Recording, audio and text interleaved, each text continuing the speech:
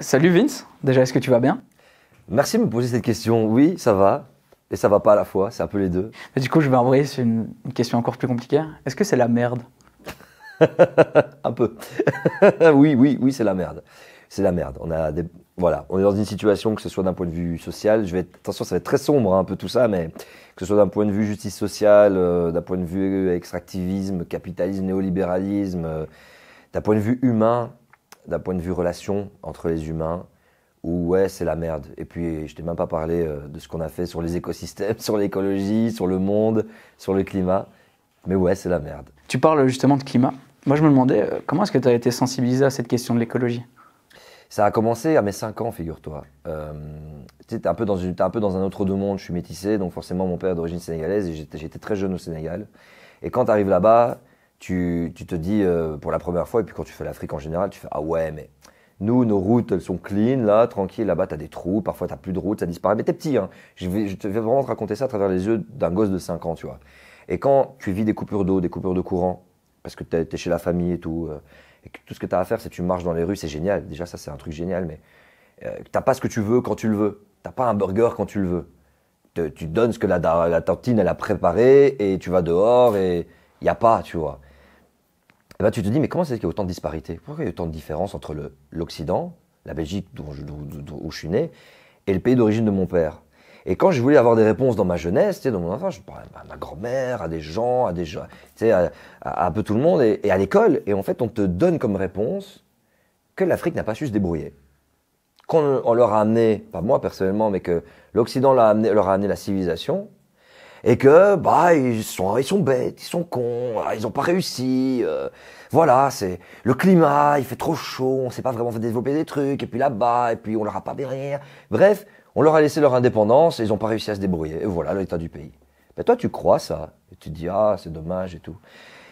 Mais au fond de moi, il y avait un truc qui sonnait faux, tu vois. Et je me dis mais non, c'est bizarre. Je veux dire, c'est des êtres humains, tout être humain peut. Et pourquoi lorsque un noir aux États-Unis ou un noir en Europe peut avoir un job. C'est bizarre ce qu'on me raconte. Et forcément, à un moment donné, tu t'aperçois des choses au fur et à mesure de ton parcours, tu découvres, tu fais, ok, c'est du gros bullshit, c'est de la propagande coloniale qui est encore restée, tu rentres dans les principes de décolonisation, etc. Mais tu sens qu'il y a quelque chose qui va pas dans l'état du monde. Tu connais la véritable définition du racisme. La véritable définition du racisme, tu prends l'avion, pas bon pour le CO2, tu vas à Kinshasa, tu vois à quel point la ville, qui est merveilleuse, qui a une âme, qui vit, qui est quelque chose tu sais, de terre à terre, de humain. Mais là, à ce moment-là, tu comprends c'est quoi la notion de racisme. Tu dis, ok, les noirs là-bas, les blancs là-bas. Quand tu vois ce qu'on te montre à la télévision, le mort au kilomètre, il peut y avoir 400 morts au Kenya dû à un éboulement ou dû à un truc qui a pété. Qu'est-ce qu'on s'en fout? C'est des noirs qui meurent. On s'en fout. Et fondamentalement, on s'en fout. Je me rappellerai toujours de cette Allemande qui a dit, quand il y a les problèmes de Verviers là, l'inondation à Verviers, cette Allemande qui a aussi eu des problèmes en Allemagne, qui a dit c'est des genres d'images qu'on a l'habitude de voir, et puis autant de morts, on a l'habitude de voir ça en Afrique, loin d'ici, mais pas chez nous. Voilà, vous avez l'habitude, vous êtes habitué à savoir qu'il y a des morts en Afrique, que l'Afrique est en train de galérer, mais vous en avez rien à foutre. C'est une forme de racisme. Il y a une hiérarchisation qui s'est créée. Tu te considères comme mieux, tu dis ouais, c'est les gens là-bas. Oh, mais leurs dirigeants, ils savent pas se débrouiller. Donc tu hiérarchises la chose, et hiérarchiser, c'est du racisme. Et pendant longtemps, on disait le racisme, c'est l'insulte, c'est la parole, tu vois. Et forcément, quand tu grandis là-dedans, tu te dis il y a des choses qui vont pas, il y a des choses qui vont pas du tout, mais t'es dans tes habitudes, t'es dans tes codes. Voilà, j'ai regardé Dragon Ball Z, je suis devenu fan du Japon, on te vend les Tortues Ninja à la télévision, il faut acheter, t'es à l'école, tu baignes un petit peu dans ce paradigme-là. Mais tout en sachant qu'au fond de toi, il y a des trucs qui vont pas. Je te donne bêtement le cliché de Néo qui est dans la matrice et qui se dit, ok, je vis ma vie, je fais mon taf, mais il y a quelque chose qui va pas, il y a des trucs qui ne sont pas cohérents. Et à un moment donné, quand il y a eu le premier confinement, là, je me suis dit, ok, j'aime me former sur le monde, mais là maintenant, je dois savoir qu'est-ce qui merde. Je dois pouvoir nettoyer toutes ces lacunes. Je dois pouvoir comprendre pourquoi est-ce qu'on n'arrête pas de dire que les scientifiques ne sont pas écoutés. Et là, j'ai commencé à creuser. Ta position de personnage médiatique, parce que tu es quand même un personnage important du paysage média, que ce soit, je dirais, dans toute la francophonie, que ce soit en France, en Belgique. Est-ce que cette position, elle a rendu le combat, la transition plus dur? Oui, parce que forcément, tu sais, je viens de loin. Je viens d'un gars qui... Je viens d'un gars... Je suis parti à New York, j'ai pris l'avion pour faire DJ pendant une semaine au Japon, tu vois, genre en mode good life, etc. Fast life, on monte sur les réseaux, on vit les trucs, mais toujours avec une gêne. Il y a toujours un truc qui m'a gêné. Toujours un truc qui m'a... c'est moi, mais c'est pas moi en même temps, tu vois. Mais tu joues le jeu des médias, tu joues le jeu des réseaux sociaux, tu joues le jeu de tout ça. Et forcément, tu es sponsorisé par plein de trucs, voilà. Et quand toi, en tant que personne, média, comme on dit, ou influenceur, ou tout ce que tu veux, que tu te retrouves confronté à la réalité, bah ouais, tu te dis merde, je dois faire un switch. Et c'est pas facile parce que tu dois laisser tomber en quelque sorte une sorte de tes privilèges. C'est un privilège hein, d'être un animateur radio qui a fait de la radio pendant l'âge d'or de la radio où voilà, t'es sponsorisé, on te donne ta bouffe, on te donne tes vêtements, on te prête des voitures, puis on te prête une voiture. T'es privilégié de ouf quoi. T'arrives quelque part, il y a un policier, ah vous êtes le gars de la radio, ouais c'est bon, ah vous êtes le gars de YouTube, ouais c'est bon, vous pouvez passer. Et puis t'as l'autre derrière qui arrive, votre phare est pas, mettez-vous sur le côté, amende. T'es privilégié. Et donc forcément, passer à la transition, et là fondamentalement c'est une transition, hein, c'est arrêter les sponsoring éclatés, c'est arrêter de parler des sujets qui pour moi n'ont pas de sens, c'est parler de trucs moins sexy. Bah ouais, ton public te suit moins, t'es moins saucé sur les réseaux, t'as moins de retours, tu touches un nouveau public qui adore ce que tu fais, mais t'as tout un public qui disait moi j'aimais bien son délire Dragon Ball, j'aimais bien son délire ouais les Jordan Nike et tout, ouais frère vas-y ça me saoule, je me désabonne, ouais je like pas, ou ouais vite fait de loin. Bah alors du coup ouais de l'autre côté on s'intéresse moins à toi et tant mieux parce que l'idée c'est plus de continuer là-dedans. Mais forcément là tu dois te préparer à ça. Et il faut savoir déjà que tout ça n'est pas la vraie vie. Et même si tout le monde est conscient que c'est pas la vraie vie, ça a tellement activé des patterns dans nos cerveaux et des schémas dans nos cerveaux qu'il y a un manque immédiat qui se crée. Et c'est à ce moment-là que toi tu dois être prêt à ça. Et ça va plus loin que juste, ça va sur les opportunités professionnelles, ça va sur tes relations avec tes potes, c'est beaucoup plus large. Mais oui, c'est pas évident. Parce qu'aussi, t'es jugé, quoi. Tu dis, ouais, mais toi, tu fais maintenant le gars écolo alors que t'es parti au Japon, Zarma, on t'a vu au Five Guys en train de bouffer des gros burgers, ça y est, maintenant, tu fais le donneur de leçons, t'as fait du jet ski dans la baie d'Hudson, tu fais le donneur de leçons. Et moi, j'arrête pas de dire, ben les gars, ça prouve que tout le monde peut changer, y compris vous. Donc voilà. Je me verrai, je me clasherai. Je jouerai le jeu avec moi et je me clash. Il y a des vidéos que je fais où je m'auto-clash, je montre, regardez ce que j'ai fait avant et tout. Je dis, ah putain, quel fils de quand même, tu vois. C'est un peu ça. C'est pas facile, mais je pense que il y a cette notion de facile ou pas facile, je crois qu'elle disparaît à partir du moment où tu te rends compte de l'ampleur du désastre, quoi. Tu parlais plutôt dans la conversation de Limite. Limite, c'est le nom du média dans lequel on peut te trouver actuellement. Est-ce que tu peux me parler un peu de la création du projet, de la création de l'initiative?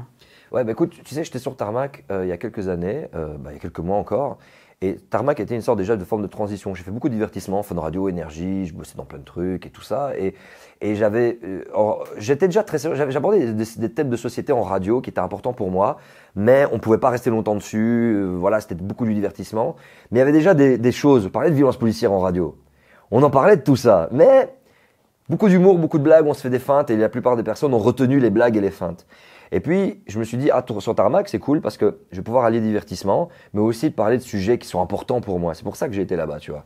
Mais je crois qu'en même temps, eux, de leur côté, ils étaient en mode, bon, c'est cool, mais on a envie du divertissement et tout ça. Et moi, arrivé là-bas, je me suis dit, non, ok, je me conforte bien là-dedans. Je sens que je dois vraiment aborder des thématiques de société, des thématiques d'écologie et tout. Et j'ai eu une idée, je me suis dit, pendant que j'étais dans ma phase éco-anxiété x 1000 et que j'avais lu, je me suis dit, tu sais quoi, comment est-ce que je me parlerais à moi pour me conscientiser sur l'état du monde? Alors voilà, comment je me parlerais à mon fils ou comment je me parlerais à moi à 20 ans, tu vois. Je dis, ouais putain, je ferais des feintes comme ça, je ferais ça. Et je me suis dit, merde, il faut que je le fasse en fait. Il faut que je le fasse parce que je me suis dit, il faut que je lance un média qui permet de vulgariser de façon, via le biais de la pop culture un peu et via le biais de nos codes, hein, c'est nos codes, de vulgariser des données très compliquées, très complexes. De parler de acidification des océans, ça représente quoi? Ça veut dire quoi? De façon cool, en faisant un point commun, j'en sais rien, avec Ariel, la petite sirène, tu vois, j'en sais rien. T'expliques l'acidification des océans en mettant Ariel et en montrant ces écailles qui sont en train de partir. Ouais, pourquoi les écailles partent? Ah, bah parce que trop de CO2, ça nique ces écailles. Voilà, tu vois. Et alors du coup, c'est bien, plus de changement climatique et elle a pas besoin de rencontrer, Si je te donne des références à Disney, mais tu vois déjà avec quelle référence je viens. Eh ben, c'est de voir l'écologie, de voir les limites planétaires à travers nos rêves en fait. Tu vois. Ouais, imagine en vérité.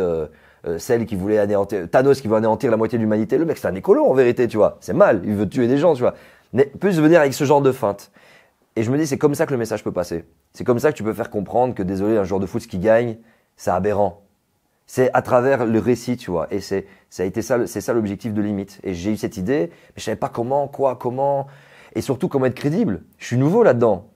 Et ce qui est génial, c'est que j'ai à peine commencé le média, que je suis en discussion avec des experts du GIEC, des gens qui écrivent pour le GIEC, qui écrivent des rapports. J'ai vu la ministre du Climat, je suis en discussion avec des gens qui sont des environnementalistes, avec Vanessa Dakate, tu vois, qui est une activiste en Afrique qui est big. Et je me dis, putain, mais en fait, tu sens qu'il n'y a pas ce côté on snob dans l'écologie. Il n'y a pas ce, t'es qui toi? C'est qui ce gars qui vient d'arriver dans la pièce? Ouais, on le connaît pas, ouais. T'arrives, et si t'arrives là-dedans, c'est qu'on dit, ok, tu sais que c'est grave. Ouais, je sais que c'est grave. Ok. Et on t'embrasse. Et t'as besoin de quoi? Tu te sens pas bien. T'as besoin de donner. T'as besoin de ci. Tac, tac, tac. J'ai jamais eu des gens aussi efficaces que les gens qui sont activistes en écologie. On a, en quelques jours, en 2 jours, on a mis en place une campagne marketing pour stopper le financement des énergies fossiles en Ouganda pour un projet de Total.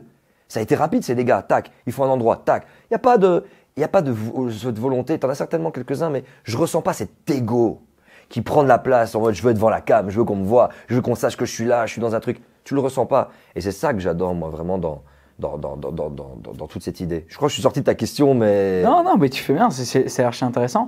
Moi, ce qui m'a interpellé dans ta réponse, c'est que tu dis, à Tarmac, tu as pu déjà un petit peu commencer à aborder des sujets, je dirais, un peu plus compliqués, des sujets qui touchent énormément aux valeurs dans lesquelles tu es engagé. Pardon. Je me demandais pourquoi ce n'était pas possible dans les autres médias dans lesquels tu travailles. Ils n'étaient pas prêts. Et là, ils commencent tout doucement à changer. Mais le problème, c'est que leur modèle business n'est pas fonctionnel avec le monde d'après. Il ne fonctionne pas. Que ce soit énergie ou fun, avec tout le respect que je leur dois, tous les efforts qu'ils peuvent faire, leur modèle business est calqué sur de la publicité via des agences de pub. Et c'est pas le boulanger du coin qui va faire sa promo sur Fun Radio Énergie ou sur une radio. C'est des grosses boîtes. Ces grosses boîtes qui peuvent dire ce qu'elles veulent, pour l'instant, pour la plupart, font du greenwashing. Donc, aussi bien ils vont se dire, ouais, mais on a de la promo pour des voitures électriques. Les gars, la voiture électrique n'est pas la solution. Remplacer tout le parc électrique n'est pas la solution. Mais alors du coup, ouais, mais qu'est-ce qu'on fait? Comment on fait pour gagner de l'argent? Bienvenue dans le monde d'après, vous devez changer complètement votre business model. Mais derrière, des actionnaires français, des gars qui en sont rien à foutre, qui veulent juste voir leurs dividendes, ils sont pas prêts. Et aujourd'hui, ils en parlent un petit peu. Mais si vraiment ils doivent faire quelque chose, ils doivent faire un greenwashing check. Je suis resté influenceur en quelque sorte, je continue à bosser avec des marques. J'active un greenwashing check, je suis contacté par un truc, Bruxelles Formation, Duo for a Job, Colruyt, machin. Je fais ok, les gars, je vous passe au greenwashing check. Ah, ça consiste en quoi? Je fais laissez-moi.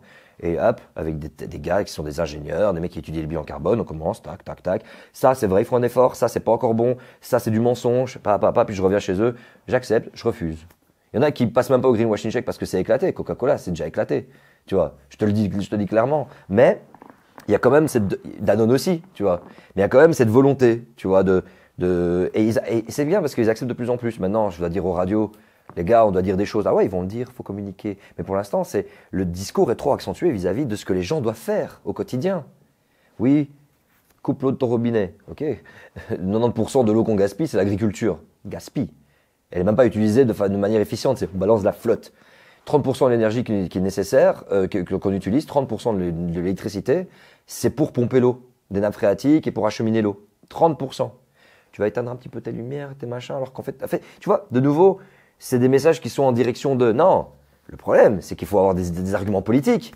Être dans une radio et dire « Ok les gars, maintenant, je vais vous dire, vous avez voté pour tel gars parce que ce gars-là, il a un programme qui va nous empêcher d'être dans le mur d'ici 10 ans, qui va faire en sorte que vos enfants aient un avenir. » Alors on va dire « Non, prise de position politique, tu peux pas. » Je comprends. Militantisme, tu peux pas. Je comprends. Ouais, mais ce que tu viens de dire là, ça fait qu'on a perdu un annonceur. Comment c'est viable? C'est pas viable. Et ils font des efforts, hein, mais c'est pas viable. Et du coup, c'est pour ça que tu as choisi l'indépendance. C'est pour ça en partie que j'ai choisi l'indépendance, et aussi parce qu'il y a une autre notion qui rentre en ligne de compte, c'est les vues. Parce que ce soit énergie, fun ou les autres, alors ça dépend vraiment des directeurs d'antenne. T'en as qui sont vraiment dans quelque chose qui est pas basé là-dessus, plus sur le fond, mais généralement c'est les chiffres qu'on peut faire remonter au-dessus. Et c'est regardez, on a fait des chiffres. Et ça, que ce soit sur le service public ou non, malheureusement, ça a une importance, hein, parce que tu vas faire remonter les chiffres au-dessus pour dire ensuite à la communauté, à ton administration et à la politique, regardez, la RTBF touche toujours tel public parce que nous avons autant de performances sur telle tranche d'âge. Les chiffres restent là. Mais le problème, c'est que les chiffres, ça dénature complètement la vision. Parce que si tu veux que je te fasse des chiffres, franchement, venez les gars, on fait un Limitalo à News, what the fuck, et on fait des vidéos en mode ouais, je suis dans un snack et je jette tout par terre parce que la bouffe est dégueulasse. C'est bon, les millions de vues, tu les fais. C'est facile de faire ça. Demain, je l'ai fait. C'est facile de se dire, ok, tu sais quoi, tu prends un gars scandaleux, et ton délire, en fait, c'est de faire la polémique et d'aller dans la rue, et chaque personne qui va dans la rue, tu dis, fils de... Mais t'as des gens qui vont rigoler, t'as des gens qui vont se marrer, tu vois. Et c'est facile, mais ça amène quoi, tu vois? Ça amène rien, mais les vues, tu les as. Et alors, du coup, oh, c'est bon, regardez, on a les chiffres, on a les chiffres. Non, là, l'idée, c'est... Oui, c'est aussi ce problème de chiffres, de se dire, est-ce que tu es prêt à lancer un projet qui va faire quelques vues au début, quelle que soit la plateforme où tu es? T'en as qui disent, ouais, on fait confiance, mais il faut pas se leurrer. Au bout d'1 an, 2 ans, si t'as pas performé, ciao. Et c'est du court terme. C'est du court-termiste. Le problème, c'est que tout le système médiatique est court-termiste. J'ai lancé des mythes en partant du principe que ça va pas me faire gagner l'argent que je gagnais avant. Bien au contraire. Je vais du coup vivre dans une certaine sobriété. Tant que j'ai mon ikigai et que je peux remettre remplir le frigo et que la famille, ils ont ce qu'ils veulent et que ma chérie et mes gosses, ils ont ce qu'ils ont besoin, tant mieux. Mais ça va pas être vivre avec des sommes de dingue. En tout cas, je ne m'aspire pas à ça. Mais au moins, limite, j'espère, je le souhaite du fond du cœur, pourra vivre sans une pression immuable d'un système qui veut des performances à court terme. Tu vois. Si demain j'ai un investisseur, c'est cool. Ah, j'engage là. L'investisseur va demander des résultats à court terme. Quand est-ce que ton modèle est rentable? Il sera rentable quand, tu vois? Ouais, parce que dans notre contrat, ok, 3-4 ans, mais si dans 3-4 ans, ta rentabilité, ah, ben, on coupe les vivres, allez, merci. Il faut changer ça. Ça ne peut pas durer, ça ne peut pas continuer. C'est même pas moi qui estime que ça ne peut pas continuer. C'est la loi de la physique. C'est la limitation des ressources. Et qu'il y a toujours cette vision court-termiste de on doit avoir des résultats là maintenant, tout de suite. Les mecs, vision court-termiste, on a un problème long-termiste là. Clasher le fait que Rihanna et ASAP Rocky étaient enceintes et que ça faisait plus de bruit que n'importe quel truc. Et on m'a dit, mais Vincent, regarde, tu fais culpabiliser là. Parce qu'il y a des gens qui sont pas sensibles. Et en fait, ils adorent le couple ASAP et Rihanna, mais regarde ce que tu viens de faire. Tu viens de le comparer. J'ai fait une comparaison au fait que le GIEC n'est pas écouté. Et je me dis, ouais, c'est vrai que je fais le message inverse. Ça va convaincre les écologistes qui sont abordés à fond là-dedans et qui vont dire, ah ouais, clairement, on parle trop de Rihanna, même nous on a vu. Mais ceux justement qu'il faut toucher, qui vont voter, ben, je les repousse. Et cette personne qui m'a dit ça m'a vraiment, je sais, ça m'a mis à mal et je me dis, ouais, mais putain, mais elle a trop raison. Et donc du coup, il n'y a plus de posts comme ça et c'est une réflexion perpétuelle. Mais je pense que c'est l'autocritique. L'autocritique, elle est importante là-dedans au centre parce que forcément, je viens de loin et que tu as des gens qui vont venir de loin. Et cette fameuse conférence où je disais que je suis en train de préparer, ça commence tout de suite avec voilà ma vie. Et je montre que des photos de ma vie. Quand j'étais petit, quand j'étais ado, voilà ce que j'aspirais, voilà ce que j'ai fait ça. Alors c'est cool? Ouais, trop bien. Je sais que les gens vont dire, ouais, trop bien la vie qu'il a eue. Puis je vais dire, maintenant en fait, c'est pas cool. Et je vais décortiquer chaque truc, chaque élément, chaque point, des bêtises. Mais vraiment d'un point de vue limite planétaire. Hein. Donc ça peut être un moment en fait où j'ai consommé un truc dans un pays et que je me suis pas rendu compte que même ce pays à côté ça galère pour l'avoir et tout ça. Enfin, je vais en fait faire mon autocritique et ce que je fais déjà beaucoup pour que chaque personne se dise en fait ça va, je peux embrasser ça puisque c'est important. Les gens généralement ils veulent fuir, ils mettent la tête dans le sable, mais je peux l'embrasser. Juste accepter en fait, accepter le passé. Tu vas pas le changer. Et au contraire, bah, ça va être encore plus fort. Et j'en veux beaucoup à des gens qui sont au courant, mais qui critiquent les autres actions. Mais généralement, c'est Dunning-Kruger, c'est les nouveaux. Les nouveaux qui viennent d'arriver, ils en veulent à l'individu, aux autres individus. Ouais, t'as vu, toi, tu à partir du moment où tu creuses, tu t'aperçois que le problème n'est pas l'individu. Si, l'individu a une part de responsabilité. Mais quand tu nais dans un contexte, que tu es dans ce fameux paradigme, l'éducation, la télévision, les réseaux sociaux, ton entourage, que tu nais dans ce mode de fonctionnement. On va pas te demander à toi tout d'un coup d'être touché par une lumière divine de la connaissance et de tout d'un coup savoir « Ah, mais j'ai vu le monde, je sais comment il est », alors qu'on ne t'a pas donné accès à ça. C'est l'allégorie de la caverne, quoi. C'est le principe. Tu vis dans ton truc, tu ignores complètement ce qu'il y a là derrière. Donc l'individu vit dans son système. Et il ignore complètement ce qu'il y a derrière. Et surtout, la télévision, on ne lui dit pas. Donc voilà, 1% de changement climatique sur les chaînes d'infos, la biodiversité, qui n'a rien à voir avec le changement climatique, c'est lié, mais qui n'a rien à voir. C'est pas la biodiversité qui crée le changement climatique, c'est moins de 0,1%, c'est effroyable. Limite planétaire, limitation des ressources, ça n'existe même pas. La pollution chimique, ça n'existe même pas. Et bien tout ça fait que l'individu, faut pas le culpabiliser, ça sert à rien. Ceux qu'il faut culpabiliser, c'est les politiques, parce qu'ils ont les rapports des experts, ils ont les rapports des scientifiques. Mais eux, ils ont peur de ne pas être élus, parce que oui, la réalité, c'est qu'un politicien, demain, il veut prendre des véritables mesures qui vont permettre d'offrir un avenir à tout le monde, ou en tout cas un système sanitaire à tout le monde, eh ben, ça va créer d'autres problèmes, des contraintes, de la sobriété forcée, de gré ou de force. Et là, tu as des gens, fils de pute, et ça va gueuler. Mais ces gens n'iront pas gueuler à partir du moment où ils sont éduqués. Et donc, l'éducation passe aussi par la politique. Et puis les multinationales, désolé, mais les PDG là, du CAC 40, du Belvin, alors eux, c'est des anciens grisonnants qui ont toujours vécu dans un modèle de vie de corne d'abondance.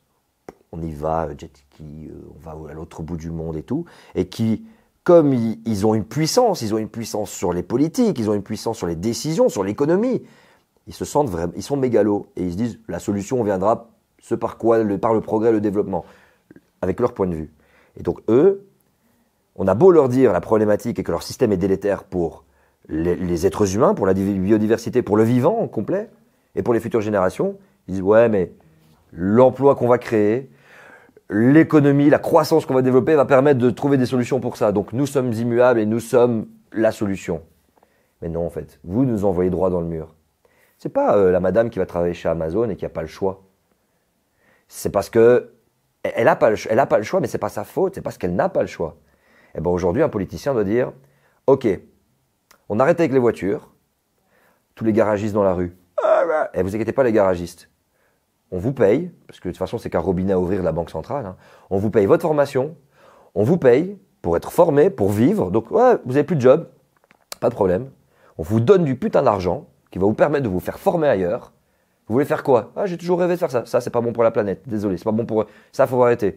Ah, j'ai envie d'aller cultiver. Super, tu vas cultiver. Formation. On te donne tout. Bam. C'est là aujourd'hui qu'il faut injecter les thunes. Et le Covid nous a prouvé que ce système économique, c'est des conventions et que c'est une mascarade.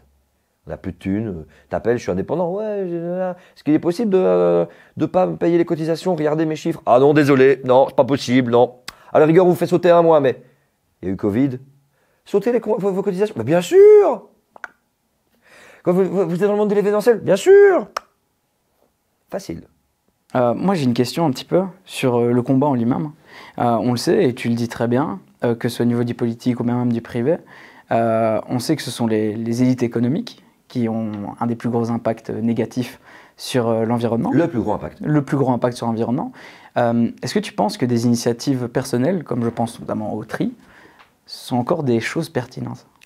On a prouvé aujourd'hui que si l'être humain dans le monde occidental, parce que c'est nous, hein, c'est de chez nous, des États-Unis, tu prends la côte ouest, jusqu'à la Chine tout récemment, parce qu'ils n'étaient pas vraiment dans un niveau de développement seulement ces 10 dernières années, jusqu'au Japon, tu prends vraiment le nord, c'est là qu'on pète nos bilans carbone. Hein. La Belgique a un bilan carbone de 17 tonnes de CO2 par an, Dubaï ils sont à 39, les États-Unis sont dans une vingtaine, et au Sénégal ils sont à 0,5, tu vois. Donc au Cambodge ils sont à 0,2, tu vois, des trucs dans le genre, même moins je crois encore. Donc forcément, je sais plus pourquoi je suis parti là-dessus, je voulais étayer mon propos, mais ta question de base c'était... Ma question de base c'est, est-ce que les initiatives personnelles, oui, voilà, elles ont encore un rôle à jouer dans tout ça? Nos initiatives à nous déchargent énormément, mais on a évalué que on pourrait prendre, nous, en tout cas dans l'Occident, les meilleures initiatives possibles, ça ne vaudra que pour 30% de la réussite du projet. Parce qu'il y a des trucs que tu ne maîtrises pas, tu ne contrôles pas. Carrefour qui va chercher ces trucs super loin et qui ramène tout en camion. Tu ne contrôles pas le fait que, je sais pas moi, PlayStation décide pour sa PlayStation 5 d'aller creuser pour, enfin pas eux qui décident, mais enfin, il y a des externalités que toi en tant qu'individu tu ne maîtrises absolument pas, tu peux rien faire à ça, tu vois. Tout ce que tu peux faire c'est militer, je suis contre, tu vois. Tu peux rien faire. Et que tu ne donnes pas des solutions politiques, tu vois aussi, sur tout ce qui est limite physique et tout ça. Donc, nous, on va tous faire le taf, on va rester, malheureusement, à 30% du travail. C'est 30% important. Mais là où ça devient intéressant, c'est si tu fais le taf, parce qu'il faut le faire. On doit chacun faire le taf. Le mieux qu'on peut. J'ai recalculé mon bilan carbone, je suis à 3,6 de tonnes de CO2 par an. En calculant mes enfants, en calculant encore ce que je fais, j'ai tout recalculé. Tu sais à combien j'étais avant ça? 25. J'ai recalculé il y a 4 ans, 25, juste sur les kilomètres que je faisais en voiture, juste sur tous ces machins. Et j'ai tout modifié. Tac, tac, tac. Qu'est-ce que tu manges? Quoi? Comment? J'ai dit, mais merde. Donc je l'ai fait. Et fondamentalement, ma vie n'a pas trop changé. Enfin si, ce qui a beaucoup diminué l'impact, c'est de plus trop acheter des vêtements. Ça a diminué le... Mais donc on a un effort personnel à faire. Mais au-delà de ça, on doit traduire ça en politique, nous, en allant voter, vraiment. Il ne faut pas laisser tomber la politique là, surtout pas maintenant.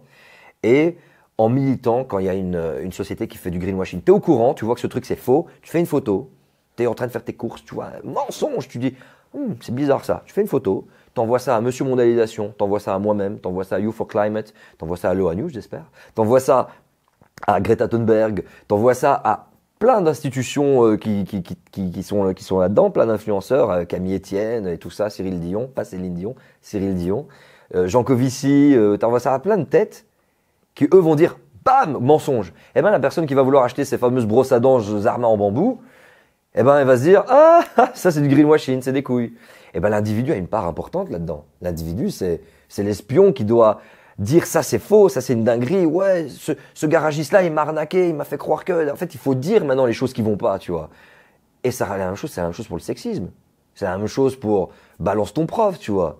C'est quand il y a un gars qui fait une dinguerie, qui déconne, faut le dire. Alors attention, faut le dire quand c'est factuel, quand c'est sûr. Faut pas genre dire parce que t'as entendu que, j'ai entendu que. Non, faut que ce soit concret. Faut que derrière il y ait une armada de femmes qui disent on est toutes témoins. On l'a tous vécu. Bam, c'est bon. Là, la justice va dire, on tranche. Parce que le problème des premières plaintes MeToo, c'est que les premières plaintes n'ont pas abouti parce que c'était une personne qui se plaignait et qu'il y a finalement, il n'y a eu qu'une personne qui s'est plaint. Alors, la justice dit, ouais, bon, bah, désolé, c'est pas suffisant. Mais Oulot, c'est fini. Oulot, tu vas plus le voir. Combien de meufs il a embrassé de force? Combien de meufs il y a eu des histoires où il était là, tout d'un coup, salut. Vous êtes nouvelle ici? Oui. C'est la première fois que je vous vois. Je veux vous embrasser. Il a fait des dingueries comme ça, le mec, tu vois. Je te dis pas après les gens qui disent ouais les écologistes, je fais qu'est-ce que c'est le rapport là? Mais tu vois, mais ça, c'est des combats au quotidien. Et la justice sociale est intrinsèquement liée à la justice écologique et à la justice climatique. Ce n'est pas dissociable. Le droit des femmes est immuable au fait qu'on puisse changer le monde. Pourquoi? Parce que la plupart des gens qui vont travailler dans les champs de coton pour nos vêtements, c'est des femmes. La plupart des gens qui vont dans les mines, c'est pas forcément des hommes. C'est des femmes. La plupart des gens qui font le travail à la main dans le reste du monde, c'est des femmes. Et moi, ça me tue quand je suis avec Calvin Suarez sur une chaîne et que lui, il dit, voilà, nous, en tant qu'hommes, on doit pouvoir se remettre en question, on doit pouvoir se dire qu'on vit dans une société patriarcale, etc. T'as des gens, ouais, mais pas moi, non, moi, je suis pas comme ça, et nanana. Mais mec, pourquoi tu fais le nombriliste? Et c'est pas facile parce que moi-même, je dois encore me déconstruire. J'ai encore des moments où je dois me déconstruire sur beaucoup de choses. Mais, mec, désolé, mais t'es pas une fille de 17 ans qu'on a marié de force à un gars de 65 ans. Et je te parle de ça parce que j'ai découvert ça dans mon entourage proche. Je me dis, what? T'as pas dû sacrifier ta vie et ton corps pour le patriarcat, hein, parce que pour quelqu'un jusqu'à 65 ans, c'est pour le patriarcat.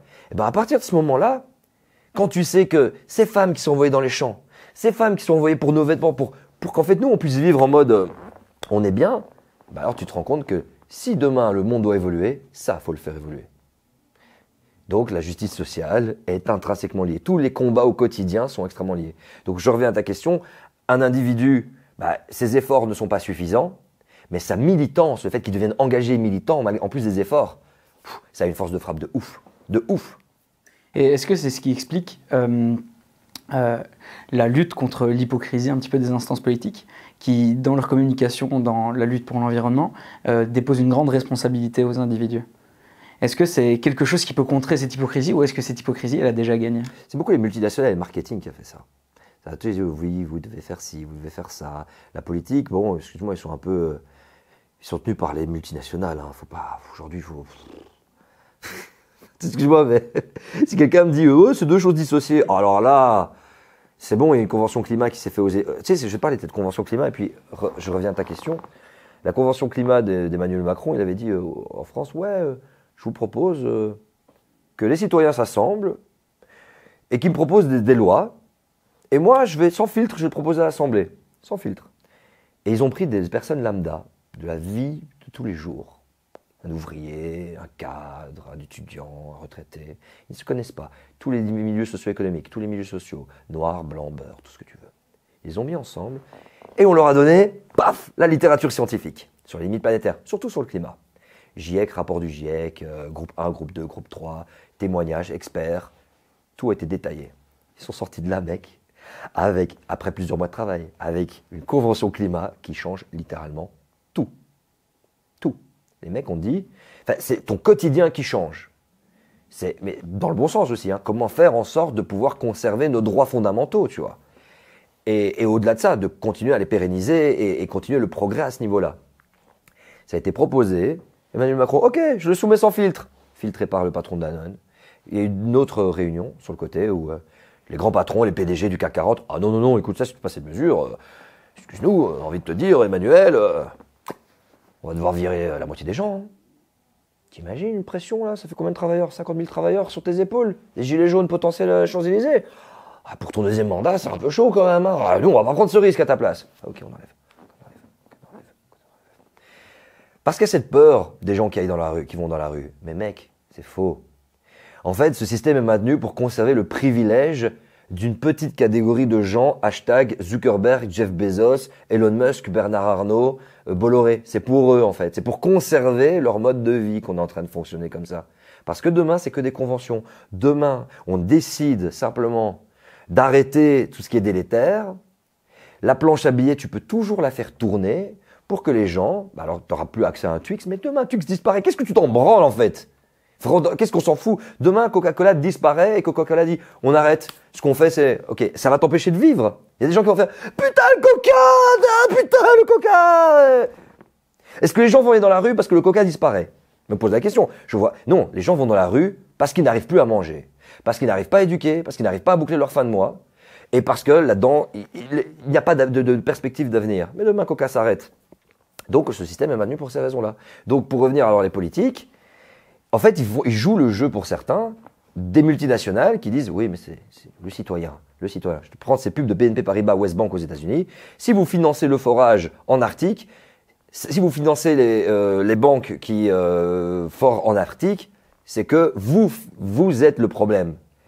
Donc cette pub de BNP Paribas Westbank, adressée aux gens qui sont là et qui se disent « Je suis pas chez BNP, je me sens pas bien parce qu'il est en train de me rendre coupable. » Alors déjà, ils culpabilisent les gens, donc c'est de nouveau le même problème marketing, mais en plus de ça, l'hypocrisie.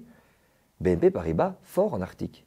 Ils financent en Arctique. Donc leur pub est en train de parler de ce qu'ils font, pour dire à quel point ils prennent les gens pour des cons, tu vois. Et ça, c'est... Les politiques aujourd'hui, je pense, grâce aux scientifiques, de plus en plus, mais c'est toujours pas évident, commencent tout doucement, certains à virer de bord, mais il y a toujours la multinationale qui arrive. Ok, bah ça veut dire qu'on va devoir délocaliser, on va pas rester chez toi, hein, mec. Si tu nous fais chier avec tes lois contre l'écocide, blablabla, on va partir en Roumanie, hein, là-bas on nous fait pas chier, voilà, allez hop. Et en plus ça nous coûte moins cher. Et toi t'es là, et tu te retrouves avec des problèmes sociétaux à gérer, immenses, problèmes de chômage. Mais sauf que tu peux les résoudre, ces problèmes de chômage. Tu peux changer de modèle. Il y a le PTEF, c'est des shifters, le PTEF, c'est le plan de transformation de l'économie française, a fait des propositions. En fait, un autre monde est possible. On est en train de nous faire croire qu'il n'est pas possible. Mais l'autre monde, il est là. On peut le décider, on peut le changer. Mais ça veut dire qu'il n'y a plus de milliardaires. Et eux, ils vont jusqu'au bout, ils vont tenir le truc. Hein. Faut plus mentir. J'ai menti. Le gars que t'as devant toi a menti. J'ai un sponsoring, M&M's. C'est trop bien les M&M's, c'est trop cool, voilà. Mais je m'en fous, je mange pas d'M&M's. Je pars du principe donc c'est un mensonge. Si je suis là avec mon paquet d'M&M's et j'ai laissé la photo sur mon Insta volontairement, puisque tous mes sponsorings, j'ai voulu les garder pour qu'on comprenne vraiment cette transition et que ça fait partie de mon histoire, je ne veux pas l'effacer, je l'accepte. Mais je suis là et je suis sponsorisé par M&M's, je reçois de l'argent mais je mange pas d'M&M's. C'est déjà un mensonge. Parce que je fais passer ça pour un truc cool, tu vois. Je peux donner d'autres exemples. Hein. Je suis sponsorisé par Actimel. Je bois plus d'Actimel depuis que je sais qu'il y a pas de... que c'est pas un médicament, on te l'a vendu comme un médicament l'Actimel, c'est des conneries, c'est du bullshit. Il n'y a rien de bon dans l'Actimel. Ça ne te... Elle casse des immunitas, ton immunité. Scientifiquement, la télévision t'a dit, d'ailleurs ils ont dû changer leur truc à la télévision parce qu'ils sont fait attaquer pour ça. Il n'y a rien avec le système immunitaire. Tu vas pas prendre un Actimel, tu vas pas tomber malade, c'est faux. Mais ils se sont rendus là-dessus, tu vois. Un peu genre pharmacie. Ben, j'ai accepté de faire la promo et j'ai accepté de véhiculer leur ouais, tu manges un Actimel, tu bois un Actimel, tu te sens bien, blablabla. J'ai menti. Tous les influenceurs mentent. Des influenceurs make-up, je suis désolé, c'est les plus gros menteurs, les plus grosses menteuses, mais il y a des menteurs aussi là-dedans. Mais il y a des make-up qui, alors elles font, ouais, moi je trouve, ils envoient des échantillons. Il y a une différence entre envoyer un échantillon et tester et le clasher, ouais, je trouve que ça marche pas très bien, mais être sponsorisé. Quand tu as des Jamie Maybelline ou tout ce que tu veux, je te cite des marques de L'Oréal, qui donnent du cash, et aux influenceurs 20 millions, c'est des 15 000, 20 000, 30 000, 50 000 euros qu'ils donnent. Eh ben ouais, bah, tu vas pas dire que le produit est éclaté, quoi. Et puis après sur ta peau, putain, je trouve ça nul. Je vais pas te citer de nom, mais quand je bossais pour Samsung, j'avais des influenceurs qui avaient leur iPhone au téléphone. Et qui étaient faire semblant que le Samsung était trop bien. Et puis après, qui étaient en train de zoomer dans l'image, ah putain, je zoome, en vérité, l'Apple, il est mieux, quoi, qu'il disait devant Samsung, en mode bah les couilles. Et là, tu fais, Mais tu sais que les gens vont te suivre et qu'ils vont se dire, oh, trop bien le nouveau Samsung. Là, la meuf que j'aime bien, le gars que j'aime bien, là, il faut que je l'ai avec. Mensonge. Je veux plus mentir. T'as vu la vie des influenceurs? Dubaï, pas de taxes. C'est des fils de pute.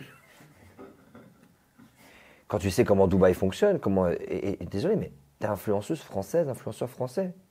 Pourquoi je dis t'es un fils de pute? Excuse-moi d'utiliser En fait, je rage parce que l'hôpital est en train de s'effondrer en France, en Belgique. L'éducation est en train de s'effondrer, il n'y a plus de fonds. Tu fais de l'évasion fiscale. Tu vas travailler là-bas, zéro taxe. Mais les taxes, on croit que oh, je suis taxé. Mais les taxes, c'est pour que ton gosse ait une éducation. C'est pour que ceux qui n'ont pas de chance puissent avoir la chance que tu as. Et quand tu viens... Et c'est des gens souvent...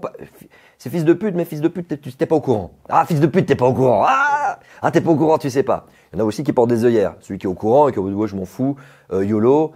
YOLO, c'est un terme que j'adorais, mais que je déteste aujourd'hui. Hein. YOLO, je me dis, oh le bâtard, t'es en mode YOLO, vis qu'une fois. Donc en fait, c'est bon. Après moi, le déluge, tu sais qu'on va vivre des canicules sans précédent en 2050 avec ton gosse, il va sortir et il va... C'est pas une blague ce que je te raconte, hein. C'est pas du tout une blague. Hein. Si on se ramasse trop d'humidité à 90% avec 45 degrés, tu meurs en 2 heures. Hein. C'est très sérieux ce que je dis là. Mais les gens pensent que c'est parfois que j'invente des couilles, puis je leur envoie des revues et là ils sont oh. Et on n'est pas dans l'obscurantisme, on est dans des données scientifiques. Mais ces gens-là, ils font de l'évasion fiscale. Et donc forcément, au-delà de ça, ils montrent une putain de fast life, une putain de belle life. Regardez où je vis, regardez ma vie. Et c'est cool, ça fait kiffer. Bien sûr, ça fait kiffer, c'est génial. T'as ta voiture, tu n'as même pas ta voiture, tu fais une location à Dubaï. Et bien sûr, n'importe quelle personne qui perce sur les réseaux se dit, je peux le toucher de près. Ça va commencer avec un petit haut tacos, ça va commencer avec un petit sponsoring comme ça. Et au fur et à mesure, bah ouais, je vais commencer à créer mon petit empire et puis je vais donner aux gens ce qu'ils veulent, à mes réseaux, à mes abonnés ce qu'ils veulent, je vais leur donner ce qu'ils veulent. Et eux aussi se disent putain trop bien la vie qu'il a, ouais si jamais. Et puis boum, un gars se fait partager, il a fait une blague, il a fait yo salut. Et puis il y a quelqu'un qui arrive derrière qui fait oh fils de, et toi tu fais quoi? Et ben boum ton quoi, ça devient un mème. Il y a tout le monde qui fait quoi? Et je vois mes potes, ça va les gars, quoi? Limite là maintenant je vais peut-être créer un mème. Et puis je vais déposer, je vais me faire marque déposer. Quoi? Tu vois, je vais arriver chez Cyril Hanouna. Alors, ça va Vids, ça va? Et j'étais là. Alors Vids, faites-le nous. Quoi? Trop bien, trop drôle.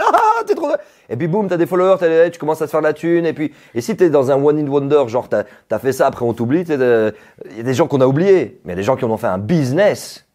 Nabila. Non mais allô. Tu vois.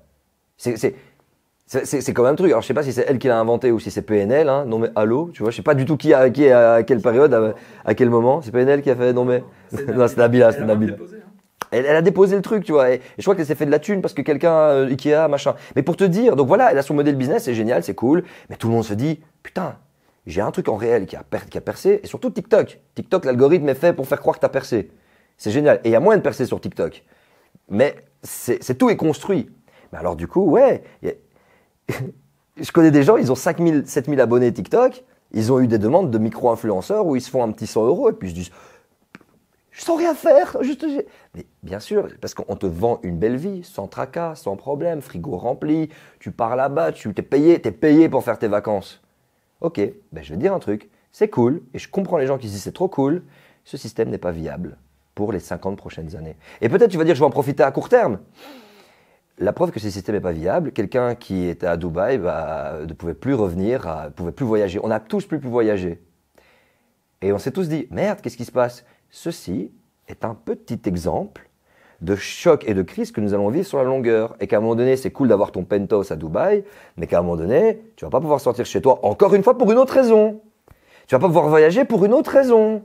Il va y avoir plein en plus de chocs, tu vois. Donc ta fast life et ta good life, elle n'est pas tenable. C'est pas possible. C'est bien, c'est beau le rêve. On est bien, on est posé dedans. On est à son aise, on se met ah, ma belle life. Et bien, à un moment donné, il faut te rendre compte que ou tu prends la décision maintenant d'accepter et d'épouser la sobriété ou de t'informer, parce que si tu ne t'informes pas, au moment où les chocs vont venir, tu seras tellement pas préparé que tu croiras que c'est faux. Covid, anti-vax, gilets jaunes.